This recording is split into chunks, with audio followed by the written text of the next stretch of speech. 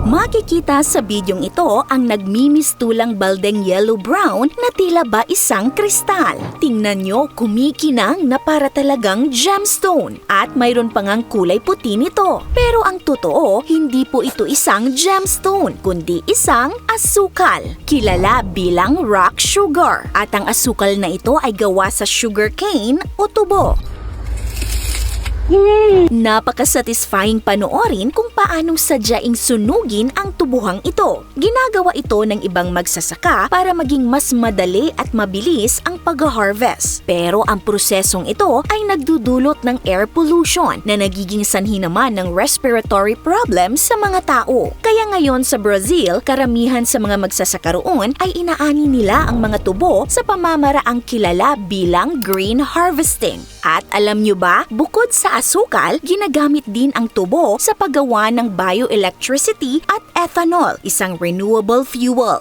Ang bansang Brazil ang pinakamalaking producer ng sugar ngayon sa buong mundo. Karamihan sa asukal sa mundo ay nagmula sa tubo, ngunit hindi ganoon kadali ang pag-ani ng halamang ito. Sa Florida, USA, kadalasang sinusunog muna ng mga magsasaka roon ang kanilang mga taniman. Maging dito sa Pilipinas ay ginagawa rin ang pagsusunog ng sugarcane fields. Ginagawa nila ito para matanggal ang mga dahon upang mas madaling makolekta ang mahalagang tubo na puno ng matamis na katas. Ganoon din ang ginagawa ng Brazil noon. Ngunit sa kasalukuyan, karamihan sa mga farmers sa Brazil ay nag-harvest na ng tubo nang hindi na nangangailangan ng pagsunog dito. Ang method na ito ay tinatawag na green harvesting. Gumagamit na lamang sila ng machines upang hindi na kailangan pang sunugin ang sugarcane straw. Ang makina ang naghihiwalay ng dayami o straw ng tubo at iniiwan ito sa lupa bilang mulch o panakip sa lupa upang maprotektahan ang lupa laban sa erosion. At kung curious kayo kung paano ginagawang asukal ang tubo, matapos nilang putulin ang mga puno ng tubo ay kanila itong dinudurog sa loob ng gilingan. Ang katas nito ay pinipiga mula sa laman at nililinis. Pagkatapos ay pinakukuluan ito hanggang sa maging syrup at iniikot ito sa centrifuge upang mahiwalay ang mga sugar crystal. Ang mga natitirang hibla naman ito na tinatawag na bagas, isang fibrous residue, ay sinusunog sa mga malalaking boiler para gumawa ng kuryenteng magpapaandar sa buong pasilidad.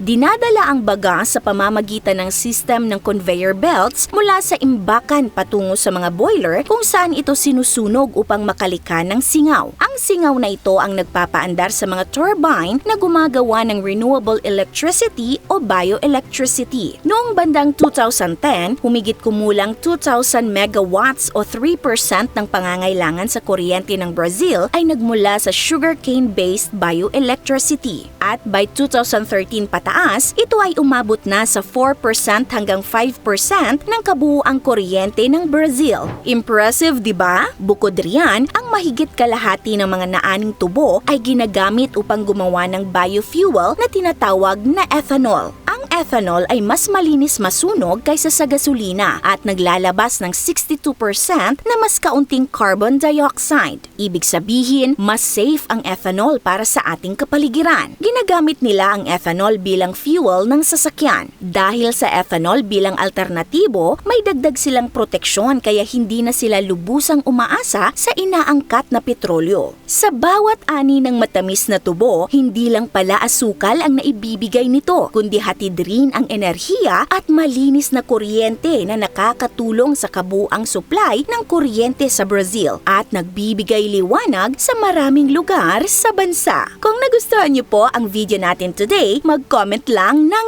yes. This is Ate O from our Republic. Hanggang sa muli and stay awesome!